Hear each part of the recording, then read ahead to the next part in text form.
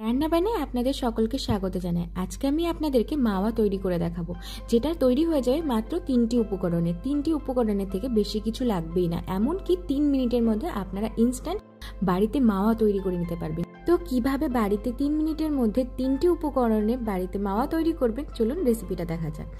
সবার প্রথমে মাওয়া তৈরি করার জন্য আমি এখানে 2 চামচ মতো এখানে ঘি নিয়েছি। আমি 1 টেবিল চামচে 2 টেবিল চামচ ঘি তুলে নিয়েছি। ঘিটাকে বেশ ভালো করে মেল্ট করে নিলাম। এখানে গ্যাসের ফ্লেমটা আমি কিন্তু মিডিয়ামে দিয়ে রেখে দিয়েছি। আর আমি এখানে 250 দুধ দিয়ে দিলাম।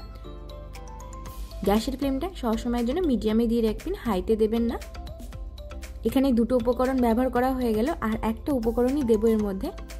আপনারাও ভালোভাবে দেখবেন, আমি এখানে 3টে উপকরণই ব্যবহার করছি এবং কি এটা পুরো 3 মিনিটের মধ্যে তৈরি হয়ে যাবে।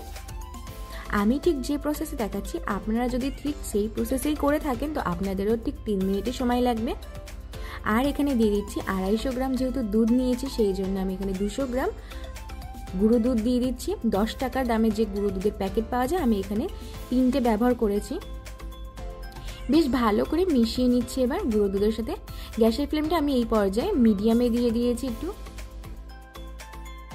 গুঁড়ো দুধের পাউডারটা দেওয়ার পর থেকেই খুন্তিটা বারবার নাড়িয়ে যেতে হবে। এই সময় বা একবারের জন্য খুন্তি যদি না নাড়ান তাহলে কিন্তু গায়ে গায়ে লেগে যেতে পারে। আর সবসময় একটু নজর রাখতে হবে।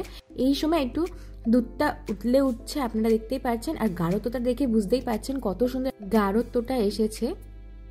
এইভাবেই বেশ 3 মিনিট মতো নাড়িয়ে যেতে হবে বেশ ভালো করে।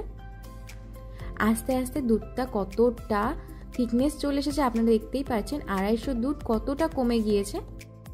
হাতের সময় নিয়ে বেশ ভালো করে এটা করতে হবে। বেশি সময় যে আপনাদের লাগবে তা কিন্তু না, মাত্র 3 মিনিটের সময় লাগবে। আমি কিন্তু এখানে কোনো কালারের জন্য কোনো কিছু ব্যবহার করিনি। কালারটা আস্তে আস্তেই আপনি হলদেটে ভাব চলে এসেছে। এই পর্যায়ে আমাদের মাওয়াটা তৈরি হয়ে গেছে। দেখতেই পাচ্ছেন কড়া থেকে মাওয়াটা আপনি উঠে আসছে, কোনো স্টিকি ভাব নেই। এমনকি খুন্তিতেও তুলতে যাচ্ছে, আপনারা দেখতে পাচ্ছেন কি সুন্দর ভালোভাবে ছাড়িয়ে যাচ্ছে। এই পর্যায়ে মাওয়াটা নামিয়ে নিচ্ছে একটা বাটির মধ্যে। কালারটা কতটা সুন্দর এসেছে দেখে বুঝতেই পারছেন। আর মাওয়াটা কিন্তু অতিরিক্ত ওভারকুক করবেন না, তাহলে কিন্তু স্বাদটা ভালো আসবে না মাওয়ার। আমাদের বাড়িতে মাঝে সাঝে এই মাওয়াটা লেগে থাকে, মিষ্টি হোক বা যে কোনো, অনেক সময় নিরামিষ তরকারিতে মাওয়াটা দিলে বেশ ভালো লাগে, কিন্তু সবসময় হাতের কাছে থাকে না। কিন্তু আমাদের হাতের কাছে এমন কিছু জিনিস থাকে, এই মাত্র 3টে উপকরণ দিয়ে আমি যেরকম বানিয়ে নিলাম, এরকম 3টে উপকরণই আমাদের প্রত্যেকের ঘরে কম বেশি থেকে থাকে। আর সেই রকমভাবে যদি আপনারা বাড়িতে একবার বানিয়ে নিতে পারেন তো মাওয়ার টেনশন আর করতে হবে না, মাওয়া সবসময়ের জন্য বাড়িতে থাকবে। আর একবার যদি আপনারা এমনি মাওয়া তৈরি করে বাড়িতে একবার এমনি খান তো আপনাদের মুখে লেগে থাকবে। আপনারা রান্নার জন্য না হোক, নিজেদের খাওয়ার জন্য হলো বারবার বানাতে বাধ্য হবেন। আমি মাওয়াটাকে ঠিক এভাবে সার্ভ করছি। আপনারা চাইলে মাওয়াটা ফ্রিজে রেখে দিতে পারেন, 1 ঘন্টার জন্য বেশ ভালোভাবে সেট করে দিতে পারেন। আমি কিন্তু গুঁড়ো গুঁড়ো মাওয়া ব্যবহার করব না, তাই জন্য আমি আর ফ্রিজে রাখছি না। আমার একটু নরম মাওয়া চাই, যে মাওয়াটা আমি সহজে ব্যবহার করতে পারবো।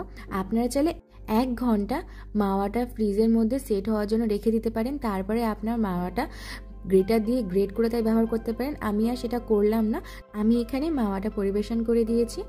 আশা করছি আজকের এই 3 মিনিটের এবং 3টি উপকরণের রেসিপি আপনাদের ভালো লেগেছে আর আপনাদের খুব কাজে আসবে।